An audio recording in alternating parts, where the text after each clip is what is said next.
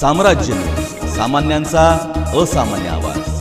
जिल्हा रुग्णालयात उपचारासाठी आलेल्या वयोवृद्ध आजारी रुग्णाला उर्मटपणाची वागणूक देत चक्क सोनोग्राफी सेंटरचे दार लावून गेल्याचा प्रकार समोर आला आहे। याचा व्हिडिओही समाज माध्यमांवर व्हायरल झाला असून या प्रकारावर संताप व्यक्त केला जात आहे। जिल्हा रुग्णालयातील कर्मचारी अगोदरच वेळा पाळत नसल्याने रुग्णांमध्ये संताप आहे। त्यातच बुधवारी घडलेल्या प्रकारामुळे जिल्हा रुग्णालयातील कर्मचाऱ्यांना माणुसकी हरवली आहे का असा सवाल उपस्थित केला जात आहे।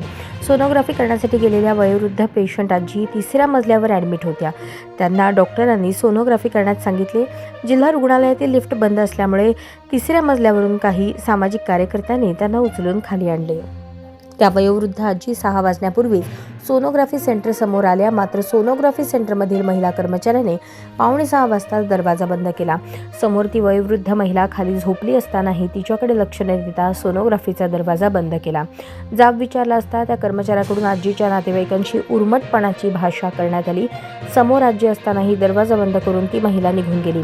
या घटनेचा व्हिडिओ चांगलाच व्हायरल होत असून त्यामुळे बीड जिल्हा रुग्णालयातील कामकाजावर प्रश्नचिन्ह निर्माण झाले आहे। दरम्यान या प्रकरणात आपण चौकशी केली असून कर्तव्यात कसूर करणाऱ्या परिचारिकेसह डॉक्टरची चौकशी करून कारवाई केली जाईल अशी माहिती जिल्हा शल्यचिकित्सक सतीश कुमार सोळंके यांनी दिली आहे।